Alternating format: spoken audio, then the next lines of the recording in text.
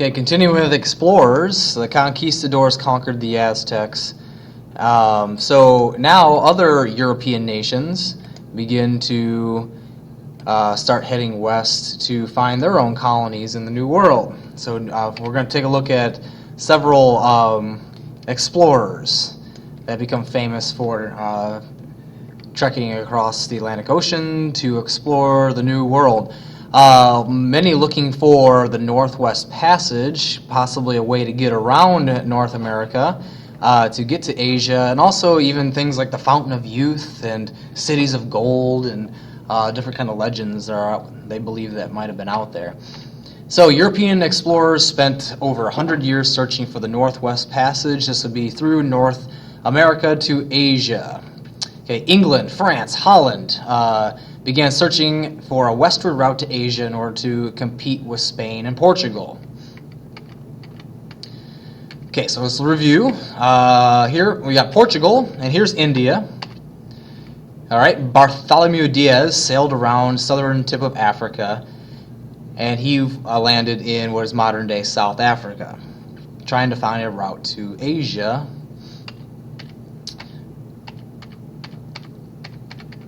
Next, you had Vasco da Gama. He reached India by sailing around the southern tip of Africa. This was in 1497, 1498.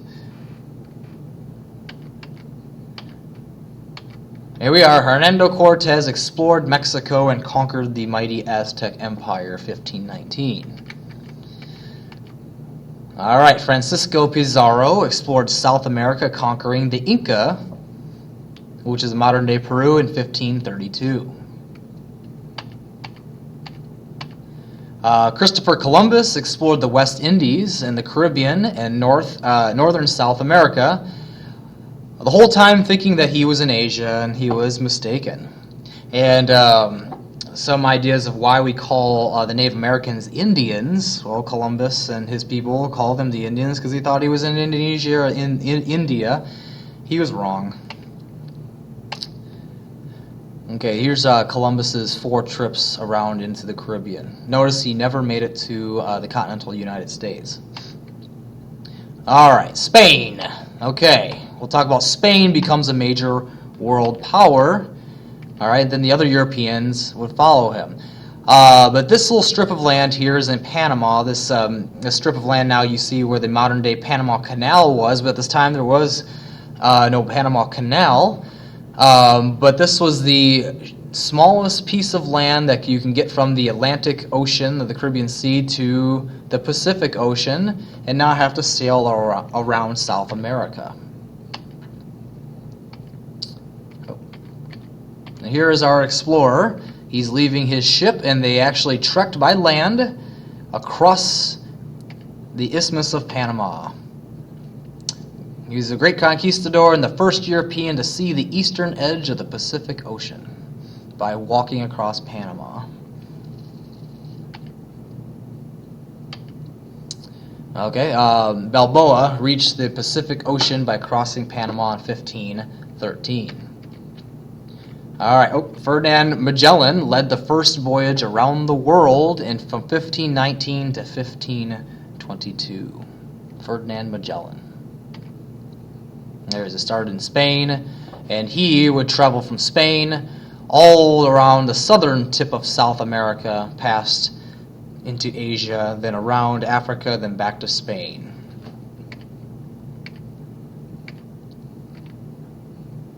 Okay, Amerigo. He explored the east coast of the Americas and called it the New World. Okay, in 1507, a pamphlet was published called The Four Voyages of Amerigo, and the author suggests that the new land that Amerigo had explored be named in his honor. Okay, so at first the name America was only meant to apply to South America, but later both continents are named America and became known by his name. So that's where we get the why we name North and South America. America is after Amerigo.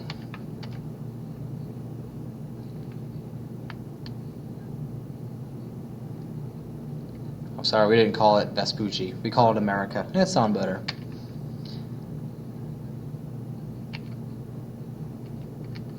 Okay, explorations for England. Now the English are going to get on the scene here, moving over to the New World, but they're going to be traveling a little bit further north.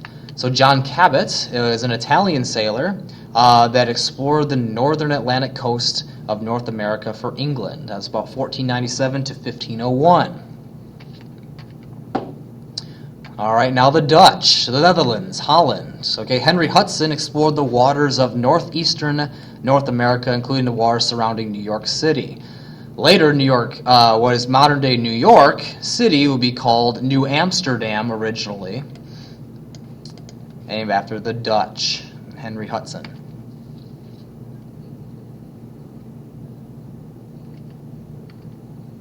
So what happens to Henry Hudson? He explored northern Canada while searching for this Northwest Passage. In 1611, Hudson's crew deserted him and returned to Holland, leaving Hudson, his son, and several of his loyal sailors to perish in the cold waters of Hudson Bay in northern Canada. All right. Verrazano, was the Italian sailor that sailed along the Atlantic coast of North America for France. So now the French are heading over. Okay. Jacques Cartier explored the St. Lawrence River Valley for France. And here he is moving into the St. Lawrence Seaway, which would be northern in the maritime provinces of Canada, Nova Scotia, New Brunswick, Prince Edward Island, Newfoundland. Here he is. Not quite making it all the way to Lake Ontario. It'll be up for later explorers.